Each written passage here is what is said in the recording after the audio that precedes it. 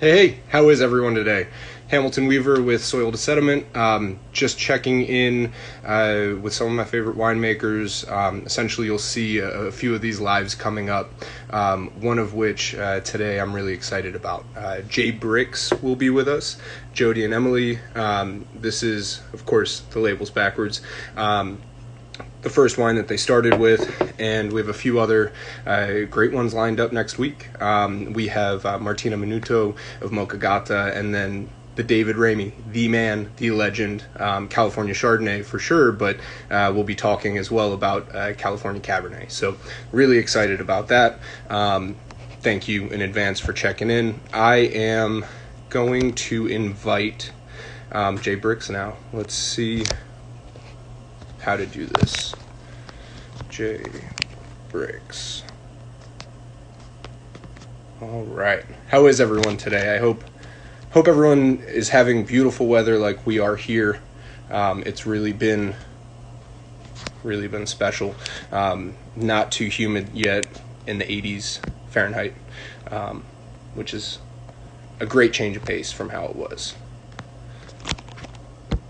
All right. And give us just a second. Thank you guys for joining us. Let's see. I am stoked on this Pinot, though.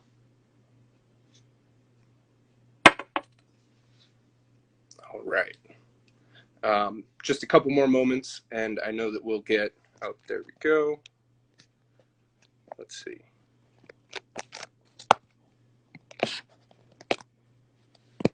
Okay. Hey. Hello. Hey, how are you? Great to see you both. Thank you so much for doing this with me.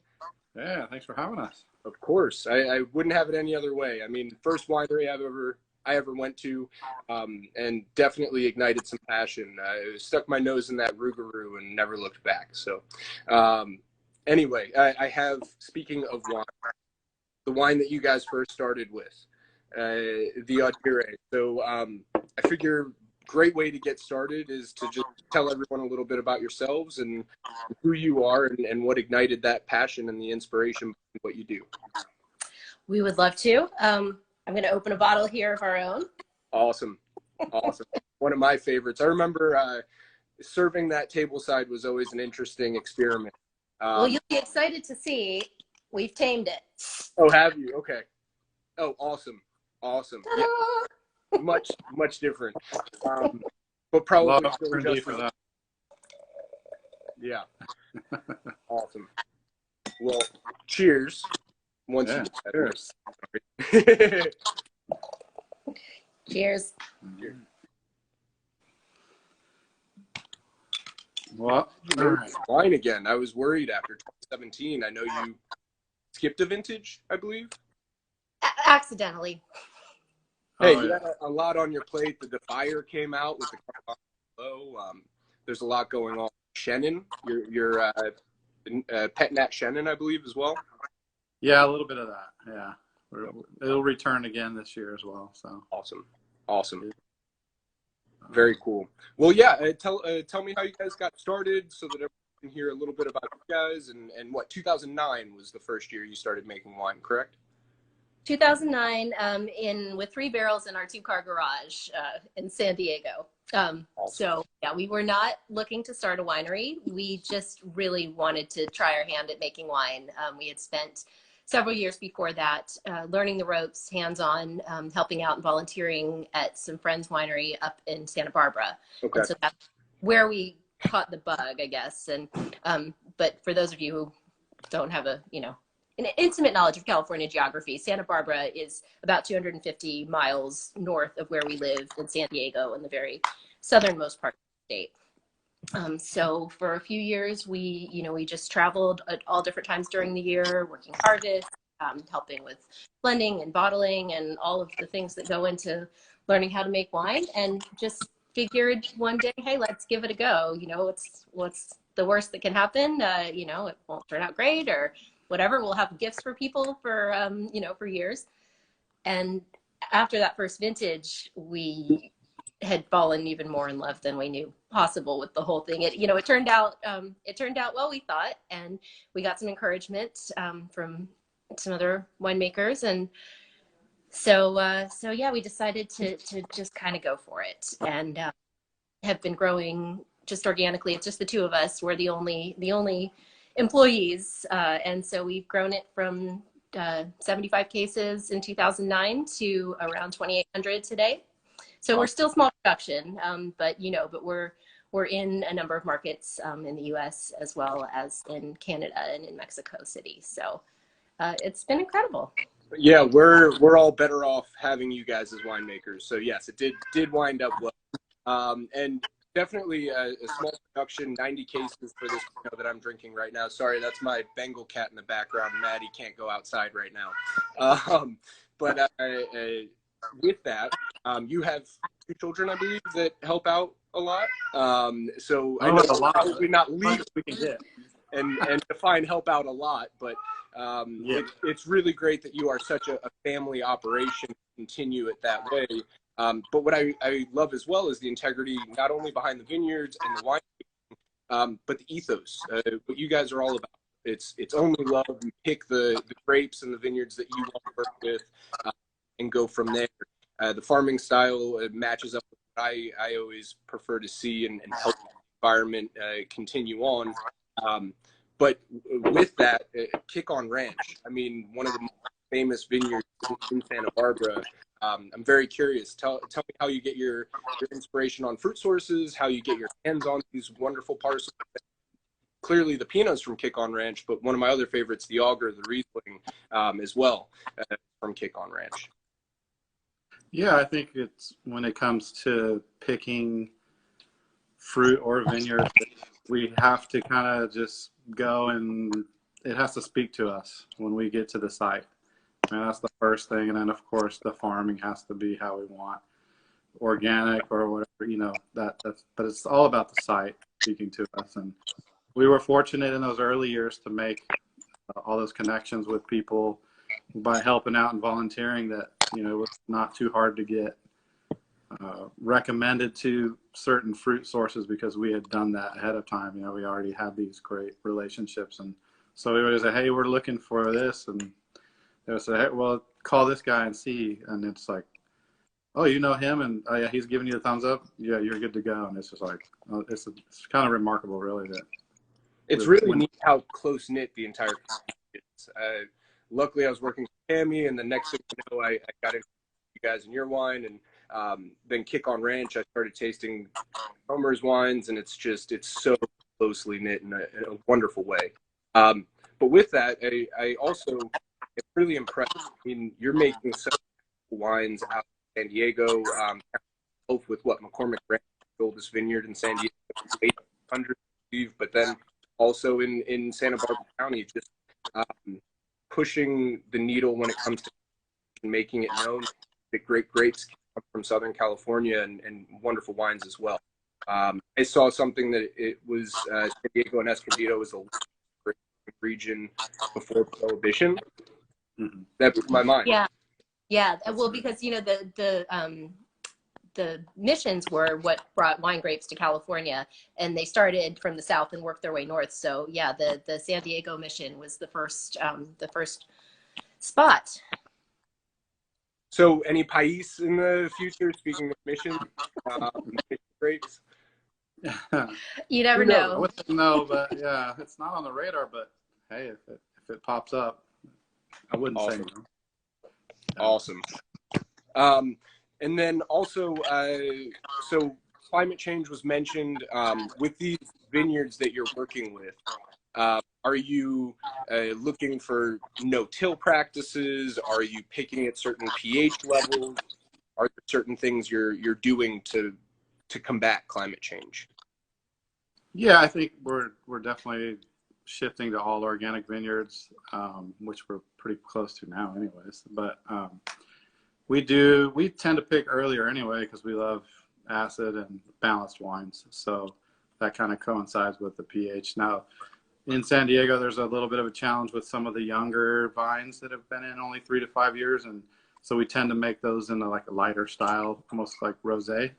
just until they can mature, because if we let them hang to get to the complete maturity, then we tend to have a big fight with holding acid, and pH is going up higher. So, but it makes kind of for a fun wine too in the meantime. But you can see the maturity starting to kind of hit the curve now. So maybe in the next 2 or 3 years, we'll be able to actually make a red out of some of these younger vines that are like Senso, and I don't know about Counoise. I kind of like that fruity, kind of like chillable. It's so much fun. So I don't think I want to change the style on that one, but no, you need a couple of porch pounders, if you will, in your lineup, and that's the perfect one. Yeah. But that's really neat, because despite yours being bright and beautiful with acidity, you still have a ton of character to your wines. You know, speaking of porch pounders, I love the pet nat that you're drinking, the Riesling. But I've never had your Shannon-based one that you said might come back in the near future. What was the inspiration behind that? How are you picking these different varietals and styles? Well, with Shannon, that came about because we were looking to expand our whites a little bit. And actually, if he's still here, I saw that Cameron from Amplify hopped in, and he connected us with the folks at Jurassic Park Vineyard, because he's a friend that we met back in the days when we were all volunteering at the same winery, and he's got his own label now too. And so, yeah, so he connected us, and it's a pretty legendary vineyard, Jurassic Park. There are a lot of winemakers working with it. The Shannon was planted in 81? 78, 70, yeah, in the 70s. So it's these beautiful gnarled vines, just incredible site. And so we were planning on making just a traditional still Shannon, but because we are slightly crazy, I guess. You can never have enough pet nat. Never have enough pet nat. No, it was just an experiment, pretty much. I mean, we had around 17 cases, so it was not a lot of wine, but we did make it again this year, and we have slightly more cases, 20 something perhaps. Yeah, pretty like a barrel's worth. It's an interesting vineyard because there's about 40 different producers that work with that fruit, so you can kind of taste all over the spectrum of Shannon, which is kind of fun. So we just kind of wanted to make something. Get your style. Yeah. So it highlights who you guys are and what you do. And how many other pet nat Shannons are coming from Jurassic Park Vineyard? I don't know of any other ones that I I'm haven't seen. not sure someone else is. I'm sure someone is, but I haven't seen it. So, but who knows? Well, we're lucky enough to have yours, so that's a wonderful thing. And hopefully, we have your wines in Pennsylvania, which makes me happier than ever, and made my wine lists better when I was still on the other side of the business. And I appreciate that. But now I'm hoping to see that Shannon make it out this year. We'll see. We'll see. I can't be too greedy. There's only so much to go around. So I wanted to jump in as well. You use very minimal sulfur. I know that your winemaking style doesn't necessarily need all the additives, and again, your ethos back to making sure that the wine expresses terroir. With that, are you looking at certain reductive ways of making wine? I know you use smaller barrels, but neutral barrels for a lot of your wines. Is that generally your ace in the hole to make sure that you don't need that, or is it certain style or certain grapes that you're utilizing? It's just having really good fruit to start with, and once you have that, you can pretty much get away with a lot. So having healthy fruit up front is where it's at. So we're lucky that the farming is so good, and so far for I don't know so many years now, the weather's played along really well. So you know that's going to change at some point, but fingers crossed. Yeah, but we've been really fortunate on the weather in the last few years. So how many times can you keep saying this is the best vintage? It's scary. It's made it very easy for sommeliers around the world. Hey, what's a good vintage in this region? Well, last year, the year before that. But yes, kind of scary. I also wanted to ask, I see you guys in the vineyards all the time as well as in winery on your posts. Will there ever be a J. Brix state vineyard? Is that in the future in the plan?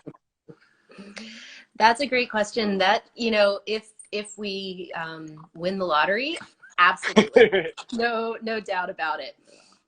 That's the challenge that we and our fellow small upstart winemakers face in California, is that for most of us, we don't have the luxury of having, vineyards in the family for hundreds of years like they do in Europe. So if you don't start out with a lot of money, it can be challenging to actually own land and plant your own vines. But not to say that someone won't give you a chance to, here's a vineyard, do what you will with it, graft over if you want. It's getting closer, but I'm not gonna. I was gonna say, if anyone deserves a chance, it's you guys. I cannot wait to see that. If it happens, I will be the first one in line to try that wine. Yeah, good, because I need some help. So you're gonna have to come and help farm. Deal. I can't wait. You know me. We've gone back and forth about this. I can't wait. Also, so talking about sourcing fruit and the exorbitant prices of everything out there, especially in California, we saw a drop in grape prices in Napa Valley, and that is not your style. I see Steve Mathiasen is doing phenomenal stuff with Napa Valley fruit. With the price drop, I would love to see a J. Brix style Cabernet, because I saw what you did with Merlot. You brought Merlot back. Is that something you thought about? I wouldn't say thought about Cab, but I mean, it's always, you're always looking for opportunities to do something new. I mean, we're making 16 different wines, but at some point it's like, how much more crazy can you handle? That's why it's like, everyone's like, make more Pinot, make more Pinot. And it's just like, that's the hardest it's just so time consuming and labor intensive. And I love everything about it, but it's just, yeah, But that being said, we never thought we were going to make Chardonnay either until we came across a vineyard that was just too good to be true. I mean, we didn't even know what those vines were, but we knew that whatever variety they were growing was going to make a really incredible wine. So that's awesome. Well, tell us more about your Chardonnay since we have you here and have the time. So the Chardonnay comes from Matthew Rorick's vineyard in the Sierra Foothills. Matthew was also the first winemaker to taste our garage wine and tell us that he thought we were onto something, which, led to all kinds of mayhem. But he was making wines in Napa and was, thinking that he was going to hopefully be able to purchase like a very small vineyard that he could work with for his own, and found a plot of land in the Sierra Foothills that was an established vineyard on 40 acres that had been in bank ownership for the last 7 or so years, looking for a buyer, but they had maintained the vines. So the same vineyard manager who had been there the whole time was taking care of things. And when he came upon it, it wasn't even really the vineyard, because he never wanted anything that big. It was the fact that the soil, the limestone and the schist existed in the same place, which is a rare occurrence geologically. And so it was the soils that led him to take this crazy plunge on, a huge vineyard, that he didn't have the capacity to make all that wine. And so we went to go visit shortly after he bought it in early 2014. We got put to work, basically. Yeah. We were lopping, he was grafting, we were lopping vines. It was great. But so we saw the Chardonnay vines as soon as we drove in. It's a very remote property, at least an hour or two from, what you would consider civilization. So you've been driving forever. There's no cell service. And these vines that greeted us when we drove down this dirt path were just magnificent. And that's what we... Yeah, there's 74 own-rooted Wente clone Chardonnay on limestone and schist. So Limestone and schist. Which is pretty awesome. Yeah. So I mean, the wine that it makes is, we love it because it's clearly a California Chardonnay, but without any of the makeup that makes people think that they don't like California Chardonnay. The over buttery, over oaky. It's just a wine that knows what to do. So it's a pleasure to work with. And like you said, 40-year-old vines, own-rooted, that's insane. And with the soil type, I just love that one. Very cool. So Sierra Foothills absolutely has taken off, and there's a lot of kind of like what Turley did and a bunch of others have done. Going into Sonoma, I feel like there's a lot of these vineyards that have yet to be uncovered in Sierra. So maybe that will be where your vineyard lies. Who knows? So with that, Chardonnay, we'll talk just a little bit more. In terms of barrel fermentation with Chardonnay, are you looking for a reductive style? I know that's a no word, if you will, when it comes to Chardonnay, but that little bit of flint and for sure that restraint I always appreciate. Yeah, I mean, it's some of our older barrels. They've been used. They're probably 14, 15 years old. And that does help with some reduction, but we're not necessarily trying to force that. It just, if it happens, it happens. But yeah, it's just kind of letting Chardonnay speak as it's. Yeah, we keep the barrels well topped or anything like that. It's just, yeah. But the wine just knows what to do. It's great acidity. Yeah, they're the messiest of all fermentations. If you've ever tried to barrel ferment Chardonnay and trying to guess what level to put it at, you're always going to guess wrong, and the next day you come in and you're going to have a mess to clean up. But I think that helps clean the wine out too ahead of time a little bit. So, it's a very lively fermentation, I guess you could say. It's the teenager always in the household, if you remember. That it is. Yeah. Very cool. So I'm seeing a ton of expansion in San Diego and Vineyard, and in attention as well, which I think is a wonderful thing. Are you seeing certain places being planted that you have your eye on in terms of sourcing? Not. I mean, where we're at now, I think, is probably as far as it's going to go, because most of the vineyards that are going to go in now are going to be really small, like 1 acre, half acre, because we just don't have the land. So doesn't exist so much, and it's so cost prohibitive. It's just kind of hobby vineyards that are going in now. But the one vineyard we are sourcing the Counoise from, there's potential to get fruit there. That's a large planting. Yeah. So we'll see. I think the Carignan is a special outlier because that is the oldest vineyard planted in the early 80s, and then there wasn't anything until just about 10 years ago. So there's kind of there's that vineyard, and then there's everything else. And like Jody was saying about the younger vines that we're making rosés and light chillable reds from, I think we can see where that's going. I mean, we did we made we make a rosé of Cinsault, and that is farmed and picked specifically for rosé. We did get some Cinsault a couple of years back from a different vineyard, and to make into red wine, and it was really fun and fresh, and but it just didn't quite have the oomph to be. It's like a single varietal wine, and so we used it in our red blend, our Stay in Bed Red that year, and it was perfect. Like it added just what it needed. So I mean, I think there's potential for blending while we wait and see, for blended reds. Yeah. But yeah, it's fun to work with, the one established spot, and then to kind of play around with some of the younger. And see the progression with the characteristics from those young vines. Yeah. And with Carignan, it gets better every vintage. Like we've been working with it since 2011, 11. And so for a couple of years, we're just like, oh, wow, like, this is good. And then the next year we'll be like, wait, that's, we didn't do anything differently. And it's those vines just maturing and just developing whatever it is that gives more character to the wines, which has been really fun to see. Absolutely. So I think I would be at a loss to not mention your skin contact Pinot Gris. Another one of my favorites of yours.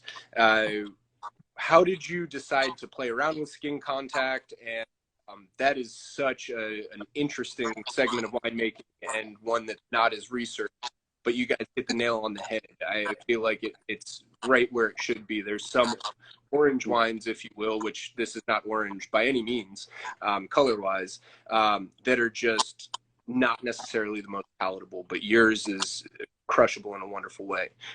How'd you do it? Where did the magic come from in the thought? We were actually at Kick On Ranch, and this was in the earlier days of Kick On, maybe 2010, 2011. And there were some vines in the back, kind of the back 40, I guess you could say, that still had a little fruit on them, but you could tell it had just been picked. And we were like, what is that? So we popped some fruit in our mouth and we were chewing on it, like, whoa, what is this? Like, there's this spice on these skins. And there was nothing was like listed or posted as to what it was. And we could kind of had an idea, but then and found out it was Pinot Gris, and it was like, wait a minute.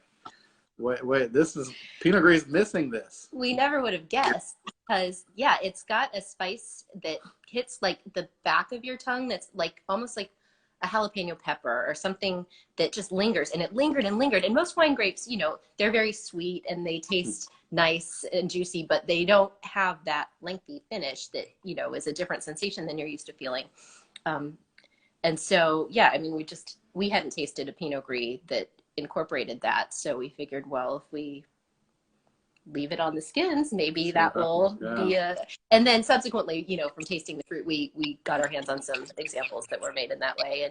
And yeah, we're just really inspired to see what happens if you just went ahead and made a Pinot Gris on the skins. Our first year we did a little direct press, maybe like 20 cases just to see. And then, of course, the majority was the skin contact. And then we did a little bit in this small amphora that we had. But the skin contact was really weird. Or not weird, not the skin contact, but the direct press was just, I don't know, it didn't have that body, that spice. It was just kind of like, But I'll tell you, that skin was just, it just called to us. And So what drew you to it? That's awesome. Because you definitely honed in on that. In terms of duration of skin contact, I mean, how long are we talking? It's fermented, it's destemmed like a red wine. So it's generally 2 weeks, 14 days. It's however long it takes for it to finish primary fermentation. So it's ranged from like 12 to 16 or 17 days, just based on how long it takes. Awesome. Yeah, beautiful, like red garnet color, if you will. It always drew glances. I remember Tammy had it to the side at mess hall when I was serving there, and everyone was like, "What is that wine? What? I need to get some." It was awesome. So, good color. Yeah, absolutely. And for a Somm, it's super fun to pair with. Pull that out with like some roasted pork or just anything. I mean, even seafood, to a meaty, hearty seafood. It's a lot of fun. So thank you from the world to you, if I can represent the world for 1 second. Awesome. Well, I, can go on for days, but I don't have too many more questions. I think my big ones were, when can I see an estate vineyard, and what's next, and size-wise and all. But thank you guys so much for the time today. I really appreciate it. Did you have anything? I mean, how can we as sommeliers and just wine enthusiasts help support you all better? Is there anything that we can do on our end? I mean, mailing list, hopefully one day I have the capital to do that, but beyond that. Yeah, that's pretty much it. Just, support small winemakers and keep trying fun new things, and, Yeah, I mean, and if you love the wines, then spread the word. That's always really great to, and we also love to hear. I mean, it makes our day when somebody takes the time, to just send a message or an email that they enjoyed the wines, because that's really, that's why we make them.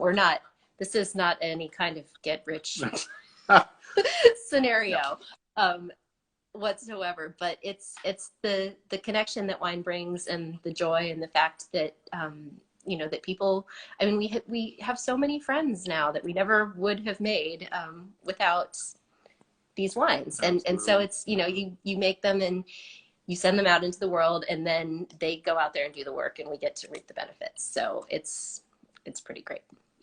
It's like having children everywhere, if you will. But I will never stop screaming from the rooftop about how much I love your guys' wine. And thank you for the time today, and always. I don't think, unless there's a cease and desist order, you'll never stop hearing from me about coming out and checking out what you guys do a little more closely. But awesome. Well, thank you so much for the time. I'm going to continue enjoying this and the afternoon here. It's a little later here, but I hope to talk to you guys soon. Thank you again. Absolutely. Thank you. Thank you so much. Cheers. Of course. Cheers.